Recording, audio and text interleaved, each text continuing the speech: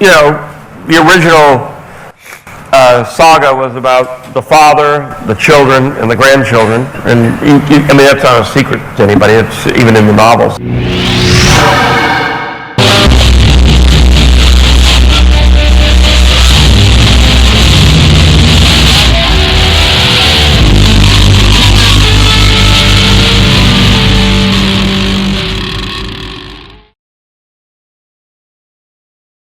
Dark Tide Onslaught, written by author Michael Stackpole, is the second book in the New Jedi Order series and is also part 1 of the Dark Tide duology, exceeded by Dark Tide Ruin. As you might know, a few other channels that I am acquainted with have been extensively covering the New Jedi Order series. I'm still really proud of the video that I released covering the history of New Jedi Order, specifically Vector Prime. It was really a pleasure to learn more about this series and to be involved in the movement to garner more attention for it, also preserving the true lore, canon and continuity of George Lucas era Star Wars. Since then, a channel called HoloNet has been releasing a documentary about the making of the New Jedi Order, which has been absolutely fantastic this far. HoloNet actually reached out to me and he was invited to appear on the stream with OG Star Wars, Darth Pause and myself on Star Wars Marvel Purist's channel, and basically to promote his documentary. The flagship of my channel remains to be the History of series, where I do research into the real life history behind each novel in Star Wars literature. To be honest, I feel like I covered everything I wanted to in my initial video for Vector Prime. So for this series, which consists of 19 novels, I will mainly be focusing on my highlights and reviews. I'll be learning along with the rest of you as HoloNet's documentary continues to be released. This also allows me to focus on the story and spend my time doing research on other novels. I want to make you aware of the next pure unadulterated Star Wars stream hosted by Star Wars Marvel Purist, where he, Tim from United Spacers Alliance and Matt Wilkins will be taking a deeper dive into this specific novel. And lastly, make sure you check out my History of video for New Jedi Order and my highlights and review for Vector Prime before going forward. Now, Dark Tide Onslaught did a really amazing job at summarising the events of the previous novel, which set the tone for the story that's about to unfold. Leia spent most of her life on Coruscant when not out fighting the Empire. Now this has taken place about 2 months after Vector Prime. We have Danny Quee rehashing her experiences, but the Council don't seem to be too concerned by the events that occurred. They don't think that the Red Knights and Nominor on Romamul are linked to the Yomankar and the Vong because they were destroyed and didn't have the biotech to defend themselves. They think it's an effort to excuse the Jedi, more specifically Worf Skitter. They think that there's a real lack of evidence of these invaders. They think Leia's trying to make a power grab and take back control of the Council, so they're basically going to ignore danger to keep control. Gavin Darklighter has a role to play in this novel. His astromech is Jawaswag, now called Catch.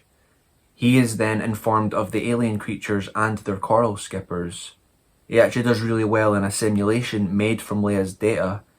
He is friends with Corran Horn, and he comes to the conclusion that to prove Leia was right would be political suicide, but not to do it would be actual suicide.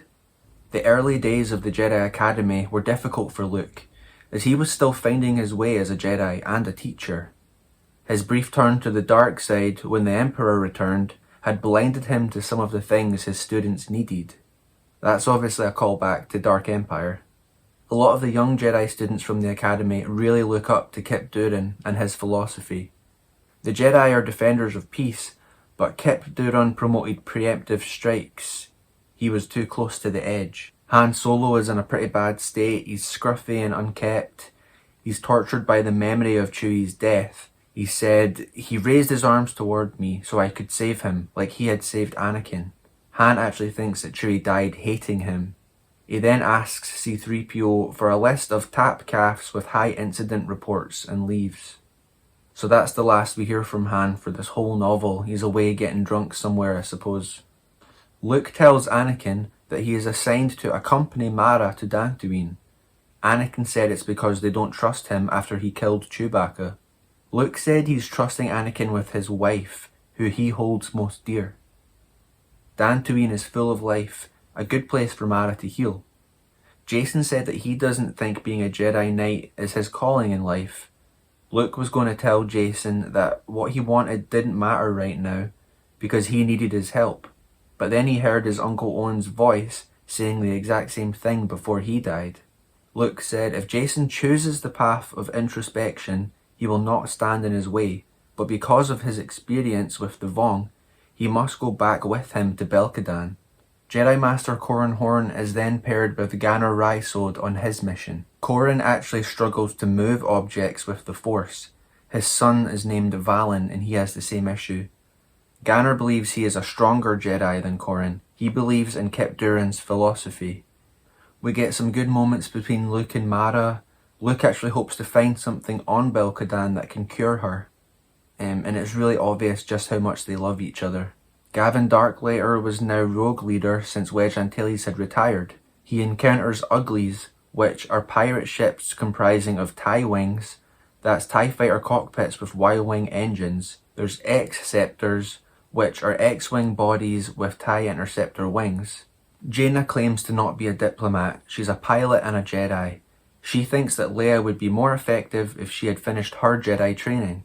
Leia had wanted to be a Jedi, to get to know her brother better, and help his dream of reversing what their father had done by destroying the Jedi. At this point, it's really difficult to tell if the person beside you could be Vong in disguise. Now physically, Ganner looks like the perfect example of a Jedi, but he is overconfident and abrasive. There's a cool moment where Ganner uses the Force to create a bubble, utilising it like an umbrella to avoid getting covered in sand. On the planet that he and Corran go to, there are these creatures called slash rats, which dive out of the sand dunes trying to slice at people. Now, Ganner has a yellow-bladed lightsaber, and Corran has a silver blade. They're actually rescued from the slash rats by a group of scientists. The leader is a woman called Dr. Pace, who reminds Corran of his father-in-law, Booster Terek. Jason Solo's life had been built on the foundation of good and evil. He was shook by the fact that the Vong's evil didn't register through the Force, and he couldn't sense it on the planet. Everything they'd been taught could not help them confront or defeat the Vong. Jason was raised in a family where taking responsibility for others was as a part of life as breathing, and rejecting that ethic felt wrong. Jason's aware of the sacrifices his parents and uncle have made. He can't express how much they mean to him, and how wrong it feels to reject them, and the way of the Jedi, but also necessary. Luke and Jason wear goggles in case the Vong amphistaffs or some other technology can blind them. Since they can't see them in the Force, their vision will be their most useful ally. At the door of the Exgal station, they see a decapitated droid with its head replaced with a human skull, with wires pulled through the eye sockets and mouth. The ship, the Jade Saber, means a lot to Mara as Luke gave it to her after she deliberately crashed her last ship, the Jade Fire. She tells Anakin to stop trivializing the Force by using it to pitch tents and move chairs. He quotes Yoda saying, "Size matters not." She tells him that he is saying that as an excuse to not break a sweat and do hard labour. She reminds him that Yoda told that to Luke to banish self-doubt. Knowing how to use the Force is different than knowing when to use it. She said that he's naive. Being brought up in the Force has made him weak. He doesn't know what he's capable of without it. Mara gives him some good wisdom about not using the Force to solve people's problems. It is selfish to think you know best for everyone. Help them to help themselves. You aren't responsible for their mistakes. Dr. Pace had recovered the skeletal remains of a Yuzong Vong that had roughly been there about 40 years, so if they'd been there once, there's a really good chance that they could come back. Luke noticed that the Vong had destroyed a toy just as badly as all the other technology. It was just as much of an abomination. Luke and Jason changed clothes into jumpsuits with helmets. They know that the Vong wear armour, so they will as well. They then come across life forms that have been enslaved by the Vong. The plants they come across are coral skippers in their infancy. The slaves are growing a shipyard. We then find out that the villips, which are the communication devices of the Vong, they grow on trees like berries. Jason wants to wait till nightfall and save the slaves, Luke said they have other things they need to do first. There's a really brutal moment where Yuzong Vong comes over to a drowning slave and kills him with an amphistaff. Luke understands that Jacen wants to free them, but it's not practical at this stage. They have more they need to learn first. Jacen thinks that Luke just doesn't want to make it more difficult to save Mara. Luke said, "Do you really think that's the only reason I came here?" Jacen's like, "Oh, I didn't mean it." Luke said, "Yes, you did. It's a paradox. We have to allow some people to be in pain so others can avoid it.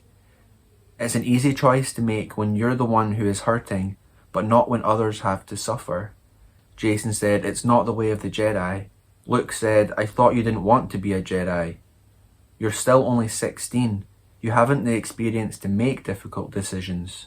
We get a bit of background about Gavin Darklighter's time in Rogue Squadron.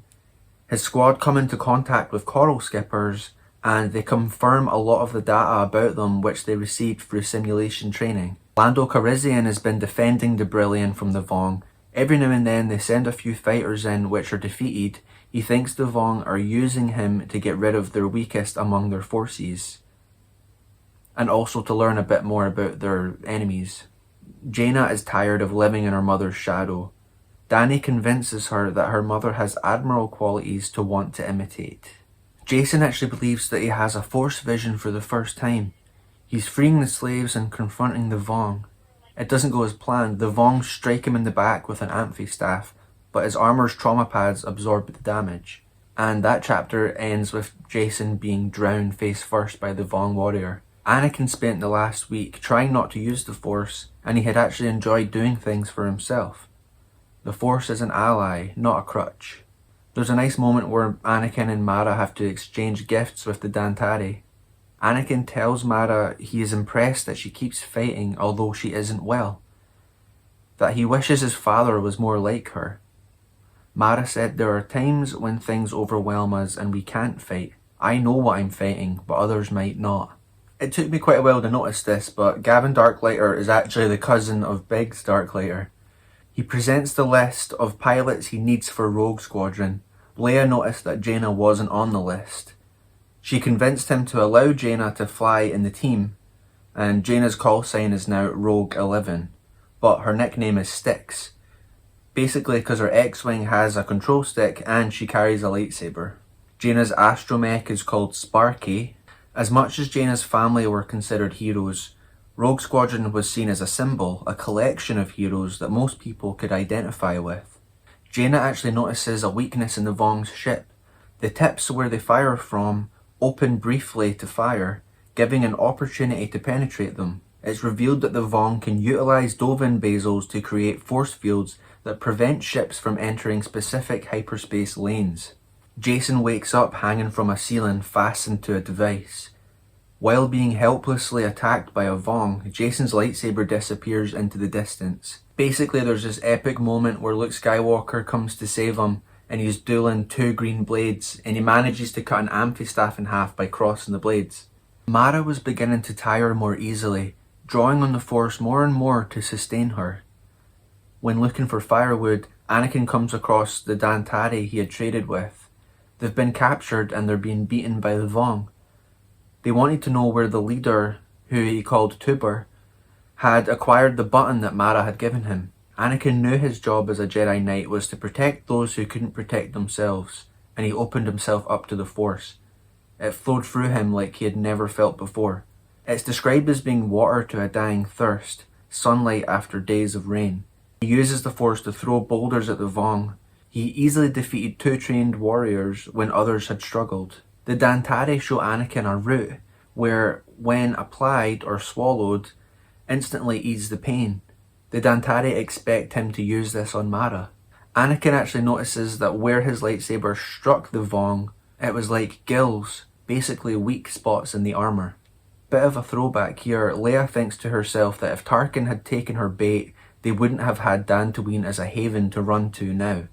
I don't remember this being detailed in Vector Prime, but Anakin's lightsaber blade's purple. Anakin and Mara are being tracked by the Vong. He realised that he has actually killed the first two that he had encountered, but not the others. They were after him because he had disgraced them. Mara said, "They are here for you, but they will have to deal with the both of us." and she ignites her blue lightsaber. And at this point they can assume that the Vong have found the Jade Saber and therefore destroyed it. During a fight, a Vong gets Anakin down with a foot on his wrist, fracturing it. And just before he's sliced open, Luke Skywalker's green blade enters the fight. Leia's asked why she named her youngest son Anakin after her father. She said her father atoned for his mistakes when he turned on the Emperor and put an end to the future evil brought by him. She said it's partly to redeem the name.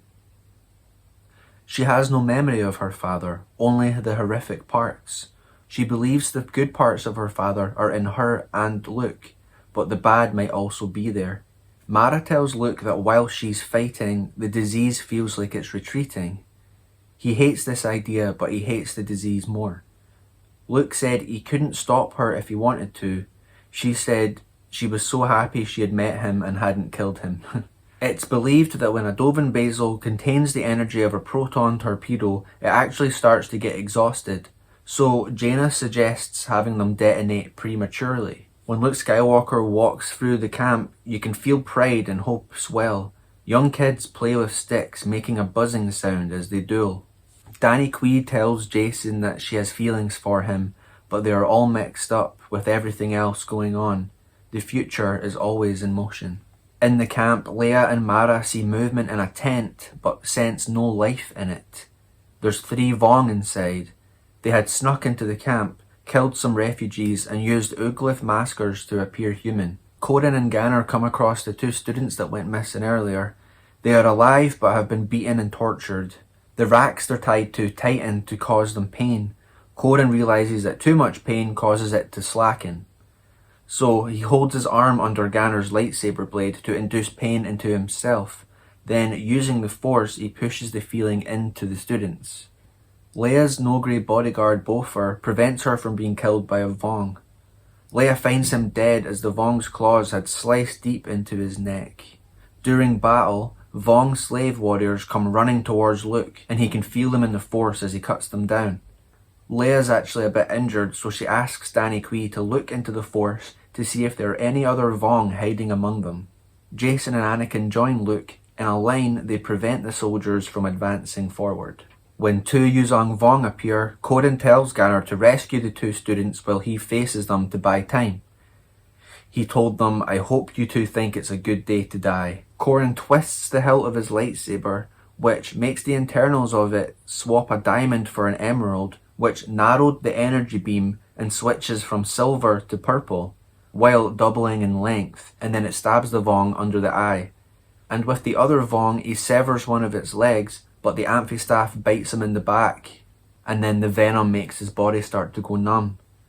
This doesn't stop the Vong from crawling toward him, and just as he's about to be killed, the slash rats come through the floor, and they drag the Vong away. He knew that he would be dessert, but then he wondered if his body would vanish upon death, robbing the slash rats of their meal. Danny senses that one of these refugees are the Vong, so she points at her. It's an old woman who attacks Lando, and basically her fingers turn to claws, and her Ooglyph masker stretches into her true form. But it's pretty funny because Lando has this gash in his chest, but he's more concerned about his shirt, and then he's looking for somewhere to wipe the blood, but he doesn't want to use his cape for that either. Jason admits to Anakin that he doesn't know what he wants, but he feels like he wants something more. Now, where have we heard that before? "I don't know what I'll be in the future, but I know you'll be a great Jedi Knight. For now, I am Jason Solo. What I'll be in the future is anybody's guess." Thankfully, Ganner returns to save Corin, and they now anticipate a 3rd wave of Vong attacks, but at least this time the New Republic will back them. We now get a bit of Vong perspective. Shadal Shai is informed of the 2 Jedi who rescued the 2 slaves, and the 2 Vong that Corin had defeated were in fact part of his family. He believes the humans are irredeemable, and that this is the fault of Nom Anor. It's then revealed that the Vong remains that were recovered by Dr. Pace belonged to Shadal Shai's grandfather, who had ventured to the galaxy 50 years prior. He stayed behind to report to the world ships via Phillips. Shaddai knows that Corin lives. He will taste his blood before he dies. So those were my highlights from the novel, and now into the review. What did I think of it? I really enjoyed the tone of this novel. It was a little bit darker than Vector Prime, which is saying a lot. I appreciated how Stackpole managed to summarise the events of Vector Prime in a way that, you technically wouldn't even have to have read that novel, but you should, because it's incredible. I was really surprised to learn that no one seemed to believe Alea's accounts of what had transpired. It really subverted my idea of how the story would progress. And I did notice that there's basically no Vong perspective until the epilogue. The Vong are noticeably more brutal and ruthless in this novel, but I do really like that the characters start to find ways of countering the Vong, limited they may be. As if there's not enough characters already, the book introduces even more characters to the storyline. Some pre-established ones from earlier novels, and the book has plenty of callbacks as well. Well-maintained continuity. My favourite chapters were the ones with Mara and Anakin. A lot of good dialogue between them and a lot of nice philosophical conversations. There was a lot of those between Luke and Jason as well. And apart from that, I really enjoyed the competitiveness between Ganner and Corran Horn. There was a lot of really great action moments with Luke Skywalker, really epic with him coming to the rescue. And, a lot of near-death moments for the characters. And although it was not being set up in these books, we know that later down the line, Jason Solo joins the dark side. And there are plenty of moments in this novel specifically you can kind of see where maybe his character could take a turn. So let me know, what did you think of the novel? Tell me in the comments, I'd love to talk to you. Did you enjoy it more than Vector Prime? Do you like the dark tones? Join me next time for Darktide Ruin, and make sure you're following along with us. Personally, I'm really enjoying this series and I can't wait to see where it leads. So as always, long live the expanded universe and lang may your limbs reek.